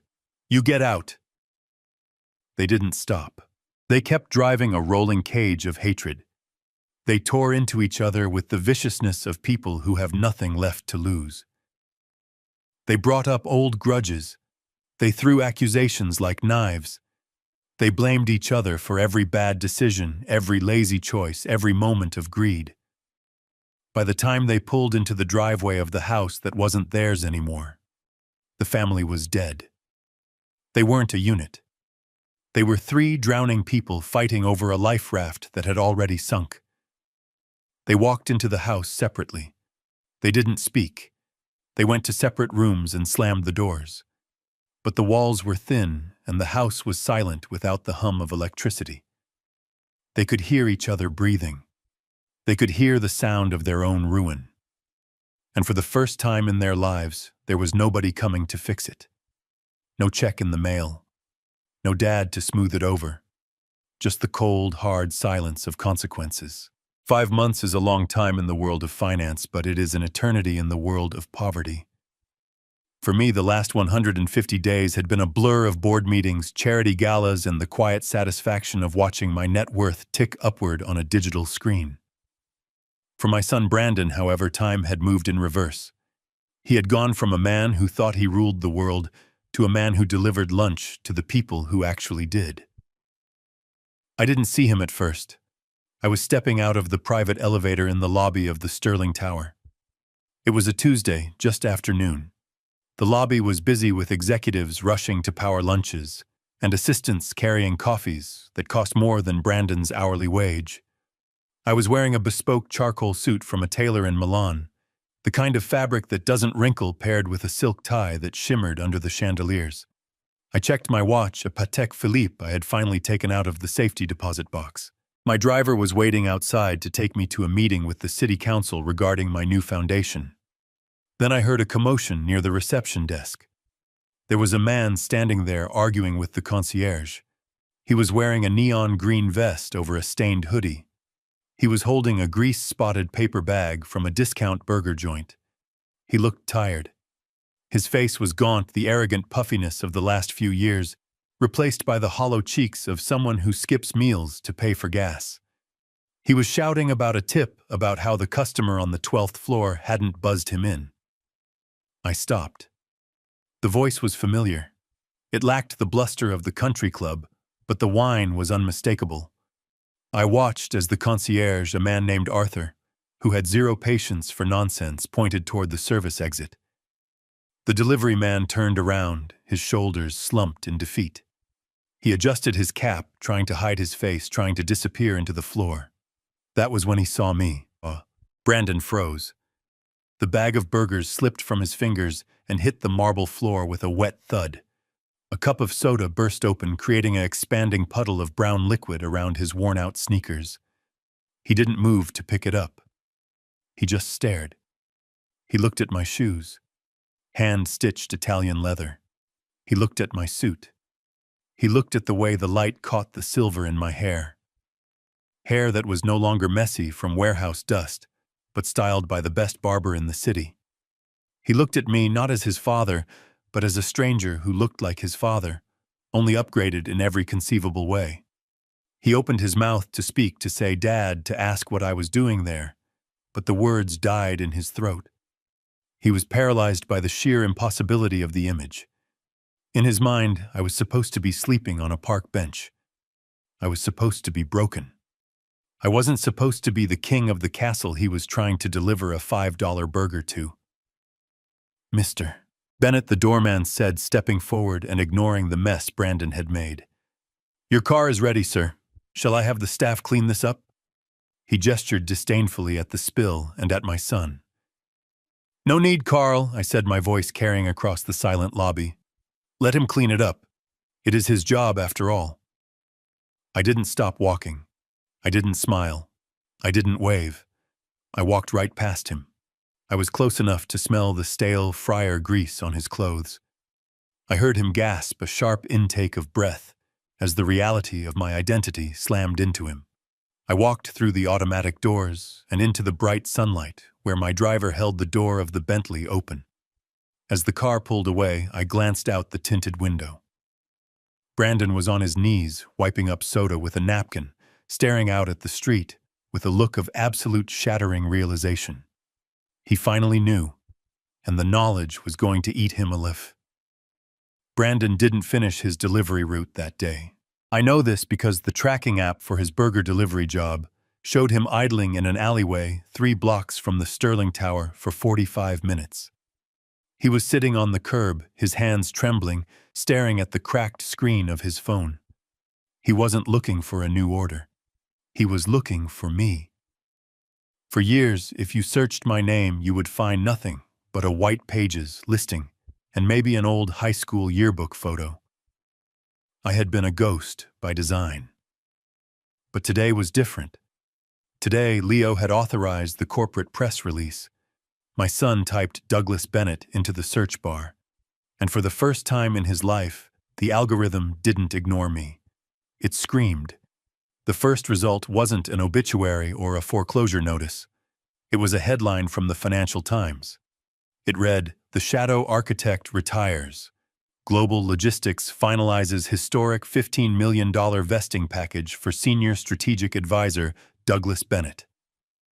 Brandon must have read it 3 times. He must have wiped the grease from his screen to make sure he wasn't hallucinating. He clicked the link. The article detailed everything. It described a man who had revolutionized supply chain algorithms. It spoke of a 20-year career operating in the highest echelons of corporate strategy. And then in the 3rd paragraph, it delivered the numbers that would stop his heart. The article stated clearly that per the terms of the Executive Retention Agreement, the full equity package valued at $15 million had officially vested and transferred to Mr. Bennett upon the commencement of his retirement date. November 1st. November 1st. I imagine Brandon froze. I imagine the blood drained from his face until he looked like a corpse. He knew that date. He knew it because his mother had circled it on the kitchen calendar for months, not as the day I got rich, but as the day she would finally be free of me. He called Cynthia. He called Megan. They huddled together over the phone in that dark, cold house I used to pay for. They pulled out the divorce decree, the document they had celebrated like a trophy. They looked at the date stamp next to the judge's signature, October 31st. Then they looked back at the article. November 1st. It wasn't a matter of months or years. It was a matter of hours. The math hit them like a physical blow. If they had waited until the sun came up the next morning to serve me those papers, if they had let me finish my speech, if they had eaten the cake instead of throwing the folder into it, the $15 million would have been marital property. Cynthia would be entitled to half. $7.5 million. But because they were cruel, because they were impatient, because they wanted to humiliate me on Halloween, they had severed the legal tie exactly 1 day before the money arrived. They had locked themselves out of the vault right before the time lock opened. Cynthia must have screamed. It wouldn't have been a scream of anger this time, but of pure, agonizing regret. She realized that her greed hadn't just cost her a husband. It had cost her a fortune. She had traded $7.5 million for a moment of applause and a slice of ruined cake.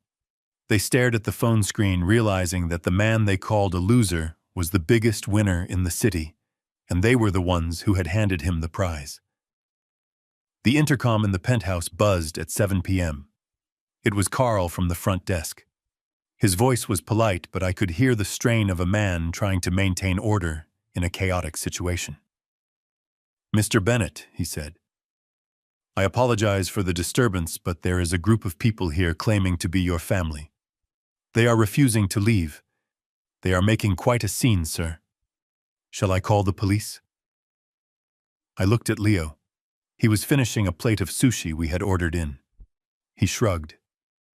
"It is the final act, Doug," he said. "You might as well watch it." "Let them stay," Carl, I said into the intercom. "I am coming down." I checked my appearance in the mirror. I was wearing a navy cashmere sweater and charcoal slacks. Casual wealth. The kind of clothes that whispered comfort instead of screaming for attention. I looked rested. I looked like a man who slept on high-thread count sheets. I took the private elevator down. As the numbers counted backward from 40 to 1, I prepared myself. I wasn't preparing for a fight. I was preparing for a performance. When the elevator doors slid open, the lobby of the Sterling Tower had been transformed into a theater of the absurd. My family was clustered near the fountain in the center of the atrium. They looked like refugees from a failed reality show. Cynthia was wearing the same coat she had worn to the pawn shop, but she had tried to fix her hair. It was brittle and sprayed into a helmet of denial. Brandon was wearing a suit that was 2 sizes too big, likely borrowed from a friend, because I had stopped paying for his dry cleaning, and his own suits were probably stained. Megan had tried to look presentable, but her eyes were puffy and red. When they saw me step out of the elevator, the reaction was instantaneous. It was choreographed. "Dougie!" Cynthia cried out. She hadn't called me Dougie since 1985. She ran toward me, her heels clicking frantically on the marble. She threw her arms open wide as if she were greeting a soldier returning from war, not the husband she had evicted a week ago. "Oh, thank God," she sobbed, throwing herself at me. I didn't hug her back. I stood there like a statue, letting her collide with my chest. She smelled of desperation and cheap hairspray. "We were so worried about you. We saw the news. We saw the article." She pulled back her hands, gripping my arms, her nails digging into the cashmere. She looked into my eyes, searching for the man she used to manipulate. "Why didn't you tell us?" she wailed. "Why did you make us suffer like this?" Behind her, Brandon and Megan shuffled forward. They didn't look me in the eye. They looked at the floor, at the walls, at the gold fixtures. They were assessing the loot. "Hi, Dad," Brandon mumbled. "We missed you." "We really did," Megan added, sniffing loudly. "It hasn't been the same without you." I looked at them. I looked at the doorman Carl, who was standing by the desk with his arms crossed, watching with a mixture of pity and disgust. I looked at the other residents walking by, trying not to stare at the spectacle. "You missed me?" I asked, my voice echoing slightly in the large space. "Or did you miss the autopay?" Cynthia let out a high, hysterical laugh. "Oh, stop it, you silly man. It isn't about money. It was never about money." She stepped back, and then, to my absolute astonishment, she dropped to her knees, right there on the Italian marble. She grabbed my hand and pulled it to her cheek. It was a gesture so melodramatic, it belonged in a soap opera. Brandon and Megan, seeing their mother on the floor, followed suit. They knelt beside her. 3 people on their knees in the lobby of the most expensive building in the city, begging a warehouse manager for salvation. "Please, Douglas." Cynthia pleaded, tears streaming down her face. Tears that might have even been real, fueled by the terrifying prospect of poverty. "Come home. We can forget all the nastiness. The divorce papers." I didn't mean it. It was a cry for help. I was just so lonely. She looked up at me, her eyes wide and imploring. And then she said the thing that almost made me laugh out loud. "I knew, Douglas," she whispered loudly. "I always knew you were special. I knew you had money. I knew you were successful. You knew I asked." "Yes," she insisted, nodding vigorously. "All those years I complained about you being cheap. I was just testing you. I wanted to help you save. I wanted you to be frugal so we could have this future. I pushed you because I believed in you. I was protecting our fortune, don't you see? I treated you like that, to keep you humble. It was for us." I stared at her. The audacity was breathtaking. She was rewriting history in real time. She was trying to turn 40 years of selfishness into a noble sacrifice. She was trying to convince me that her cruelty was actually a form of financial planning. "We are a family," Brandon said from the floor. "Families fight. But we stick together, especially now that I have $15 million, I thought." "We love you, Dad." Megan whined. "Please let us come upstairs." "It is cold outside." I looked down at them. They were pathetic. They were broken. But they weren't sorry. They were just hungry. They looked at me and saw a meal ticket. They saw a way to get the Porsche back, a way to get the penthouse view, a way to erase the last week of consequences. "Get up," I said. My voice was low and hard. They scrambled to their feet, smiling, thinking they had won. Thinking the old Douglas, the soft Douglas, had returned. Cynthia wiped her eyes, already smoothing her dress, already planning how she would redecorate my penthouse. "Oh, thank you, darling," she gushed. "I knew you would understand. Let's go upstairs. We have so much to plan. I didn't move toward the elevator. I didn't invite them in. I took a step closer to Cynthia. I invaded her personal space just like she used to invade mine.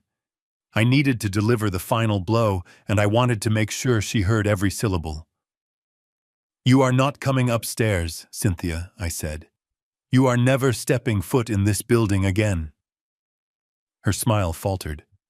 The light in her eyes flickered and died, replaced by a confusion that was almost painful to watch.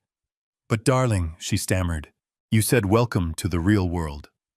"I thought you meant—" "I meant the world where actions have consequences," I interrupted. "The world where you don't get to abuse people for 40 years and then share in their success just because you said sorry once on a marble floor." I looked at Brandon and Megan. They had stopped smiling. They looked like deer in headlights, sensing the impact before it happened. "You didn't read the article carefully, did you?" I asked them. "You saw the number 15 million. You saw the words net worth. But you didn't look at the dates." I turned back to Cynthia.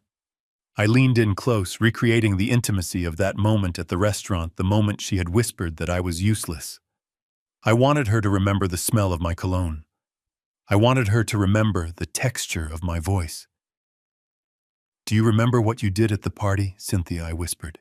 "Do you remember how eager you were? Do you remember throwing that folder into my cake because you couldn't wait one more minute to be free of me?" She nodded dumbly, tears leaking from her eyes.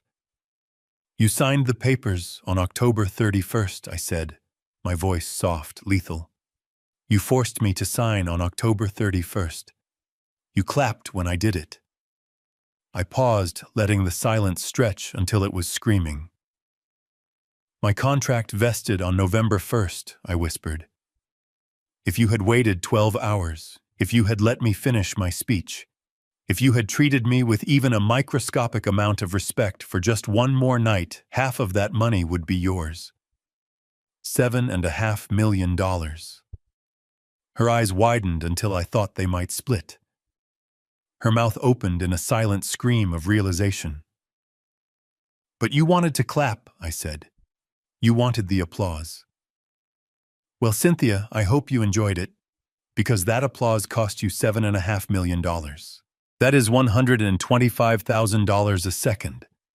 That was the most expensive sound you will ever hear." I pulled back. I saw the light go out behind her eyes. She wasn't looking at her husband anymore. She was looking at a pile of burning money that she had lit herself. She collapsed back onto the floor, not in a theatrical plea this time, but in genuine crushing defeat.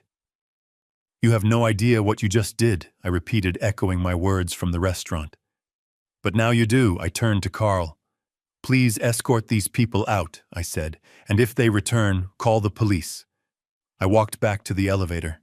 I didn't look back. I didn't need to. I knew exactly what was happening behind me, the silence of total ruin. Carl moved with the speed of a man who had been wanting to do this for 10 minutes.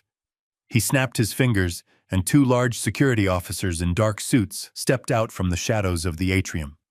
They didn't look like customer service agents. They looked like bouncers. I stood by the elevator doors, my hands in my pockets, watching the scene unfold with the detachment of a spectator in a gallery. Cynthia tried to stand up with some semblance of dignity, smoothing her dress, but her knees were shaking too hard. She looked at me one last time, her eyes pleading, looking for the man she had bullied for 40 years. He wasn't there. "Please, sir," Carl said, his voice dropping an octave as he stepped in front of Brandon. "You need to leave the premises immediately." "You can't touch me," Brandon spat, trying to summon the arrogance that had gotten him banned from the Porsche dealership. "I am his son. I am afraid Mr. Bennett has no children on the guest list tonight," Carl replied smoothly. He took Brandon by the elbow. It wasn't a suggestion. It was a vice grip. Megan began to cry again, a loud wailing sound that echoed off the marble walls. One of the officers guided her firmly toward the revolving doors. Cynthia looked at me, her mouth opening to scream, to curse, to beg, I don't know which, but she never got the chance. Carl stepped between us, a wall of black wool blocking her view of the jackpot she had missed. "Let's go, ma'am," Carl said. "Don't make us call the police. You have enough legal trouble as it is." They were marched across the lobby. The other residents watched over the tops of their newspapers and smartphones. It was a parade of shame. They were shoved through the revolving doors and spilled out onto the cold concrete of the sidewalk.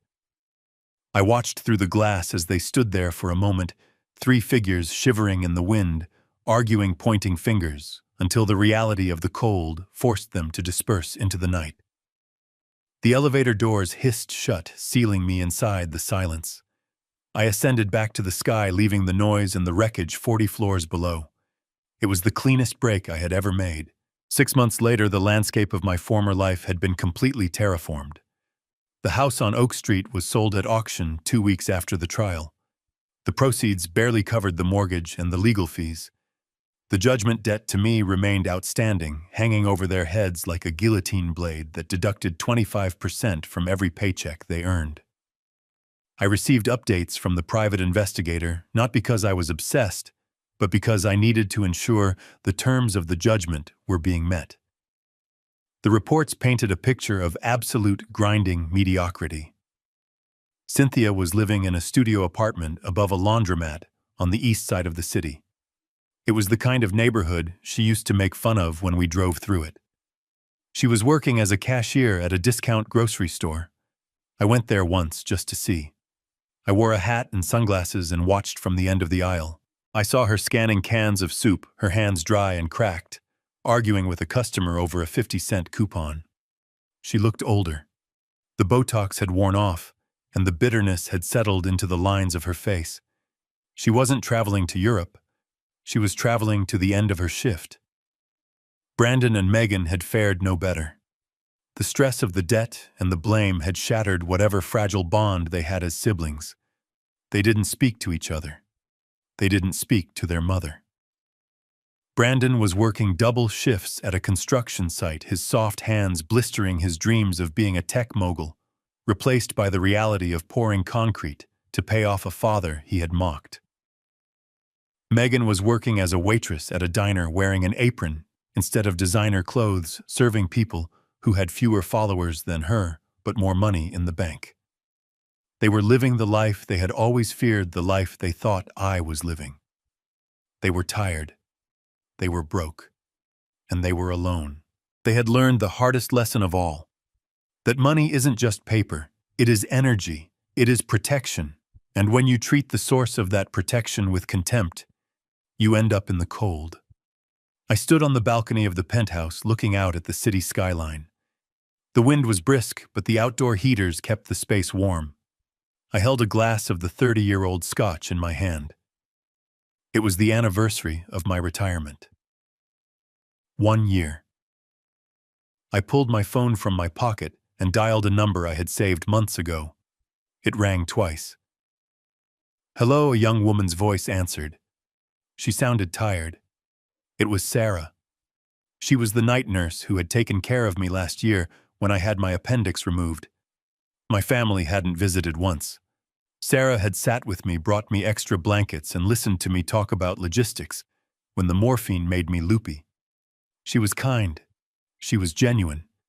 And she had mentioned she wanted to go to medical school but couldn't afford the tuition. "Hi, Sarah. This is Douglas Bennett," I said, "the patient from room 304.